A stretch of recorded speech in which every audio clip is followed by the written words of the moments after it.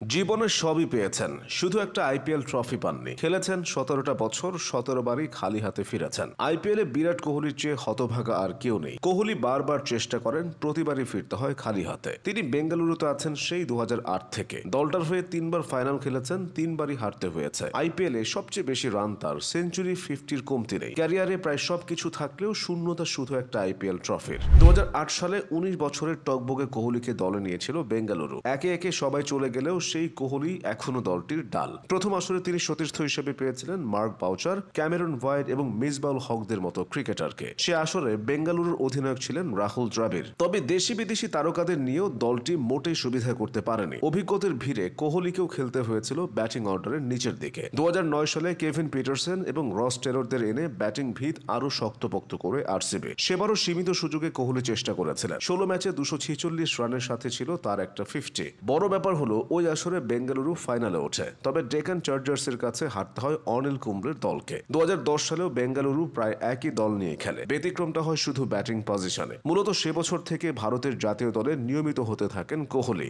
আইপিএলেও তাকে সে অনুযায়ী সুযোগ দেওয়া হয়। তৃতীয় আসরে নিয়মিত ৪ নম্বরে ব্যাট করেছিলেন কোহলি। দল কাঙ্ক্ষিত সাফল্য না পেলেও ১৩ ম্যাচে তিনি করেছিলেন ৩০০-র বেশি রান। পরের সিজন অর্থাৎ ২০১১ সালে আরসিবি উড়িয়ে আনে ডি ভিলিয়ার্স, ক্রিস গেইল ও ড্যানিয়েল ভেট্টরিদের মতো খ্যাতনামা ক্রিকেটারদের। ক্যাপ্টেন্সি যায় ভেট্টরির কাঁধে, আর সে আসরেই কোহলির ব্যাট ভালোভাবে জ্বলে ওঠে। নকআউট সহ মোট ১৬টা ম্যাচে তিনি ৫ শতাধিক রান করেন, যেখানে তার ব্যাটিং গড় ছিল ৪৬, 50 ছিল ৪টি। তিনি সহ অন্যান্যদের সম্মিলিত চেষ্টায় ২০১১ সালে বেঙ্গালুরু ফাইনালেও পৌঁছেছিল। তবে চেন্নাইয়ের কাছে হেরে আবারও কোহলির স্বপ্ন ভঙ্গ হয়। ২০১২ মৌসুমটা কোহলি বিশেষভাবে মনে রাখতে চাইবেন। সেবারই প্রথমবারের মতো বেঙ্গালুরুর ক্যাপ্টেন হিসেবে তাকে দায়িত্ব দেওয়া হয়। তবে তার পারফরমেন্স মোটা দাগে ছিল গড়পড়তা। ১৫ ম্যাচ খেলেও সে আসরে তিনি ৪০০-র গণ্ডি পেরোতে পারেননি। দলও পৌঁছাতে পারেনি শেষ চার। ২০১৩ ও ২০১৪ সালেও কোহলির দল নকআউটে পৌঁছানোর আগেই বাদ পড়ে। অথচ তখনও অন্য দলগুলোর তুলনায় আরসিবিতে ছিল তারকার ছড়াছড়ি। চেষ্টার কমতি রাখেননি কোহলি নিজেও। ২০১৫ সালে একাই দলকে টেনেছিলেন। ৫ শতাধিক রানের পাশাপাশি তার দুর্দান্ত ক্যাপ্টেন্সিতে বেঙ্গালুরু সেবার এলিমিনেটর হয়ে কোয়ালিফায়ারে পৌঁছেছিল।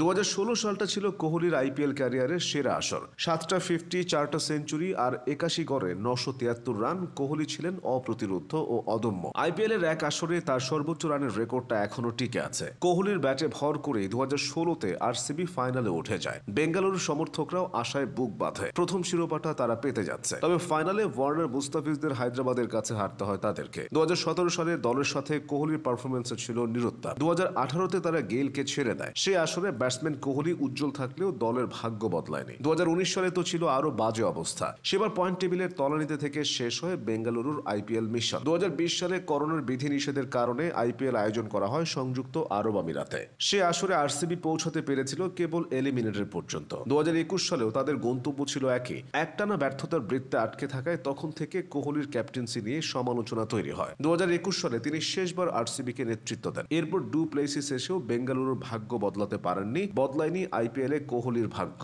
নিজের পরন্ত বেলায় এসেও আইপিএলে ব্যাটসম্যান কোহলি ছন্দে আছেন। শুধু থেকে গেছে একটা শিরোপার আক্ষেপ।